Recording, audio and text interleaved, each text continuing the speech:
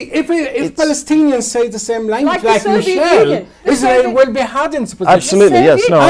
Israel will be more careful. Israel will not, as a matter of fact, will do preemptive strikes all the time. The Palestinian economy have grown by 8% this year.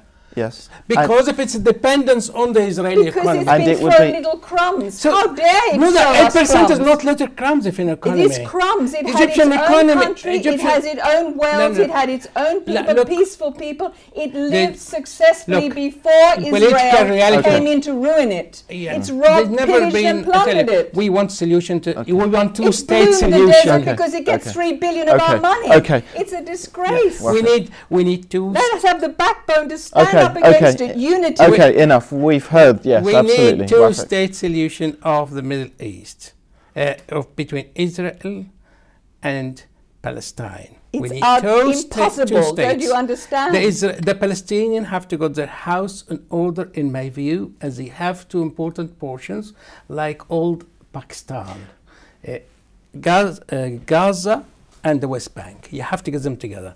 So the practical bits, you have to have, but there's nothing else. We are not willing, and I think Arab will be foolish to go into battles again with Israel. Palestinians have lost. Look at the figure.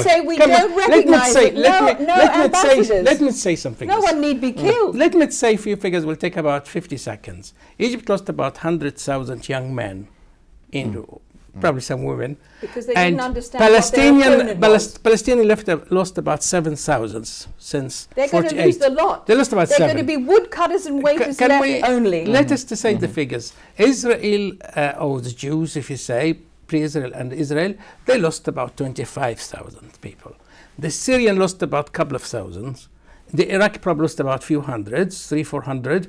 Now the Syrian lost about 5,000 from the regime of Assad, killed 5,000, 10 times what Israeli killed from them. So I think, be real, we lost 60 want million peace. in World War II, which was all for Israel.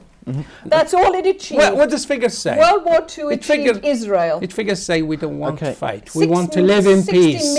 We want to live in peace. We won't with Israel. Okay, we won't. Michèle, Wafik, we have a situation now where there has been an Arab awakening. Where Egypt has become more, or is in the process, one hopes, still early, of becoming more democratic. The perception in Israel at the moment is that that will be harmful to Israel's interests because those within Egypt are more hostile to Israel than Mubarak was. That could be reproduced across the region. Do you see that as being a situation where Israel might actually be more likely to negotiate, or will it harden it, become more isolated? Because it's not just the Arab states, it's also Turkey as well.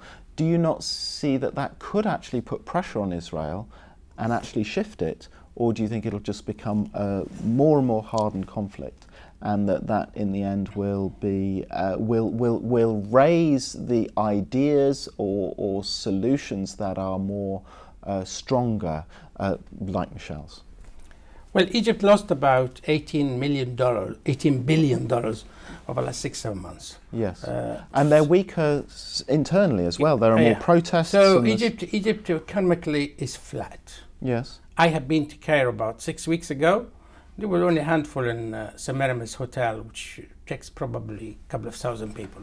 So what I mean, Egypt is politically and economically weak. Whoever going to win the elections coming, he will have a lot of problems. Either he's going to focus on the internal situation, which may take up to 10 years to just make it stand. Remember, Egypt is 85 million people, the size of Turkey. The GDP of Turkey about 3 or 4 times that of Egypt. Yes. So the Prime Minister of Turkey have the leisure to do what he does. The relations between Israel and Turkey is quite warm. It's not just dependent on ambassador here or there. It is from the grassroots upwards. In Egypt, the relationship between Israel and Egypt is diplomatic and visits, very restricted. And I understand no Egyptian have stayed overnight in Israel. They fly and come out. Okay. So there is a problem, and it can be worse if the Islamists played a big role. Okay, I'm afraid we've just run out of time. Thank you very much. I think you've both expressed very strong views and reflects the reality of the debate.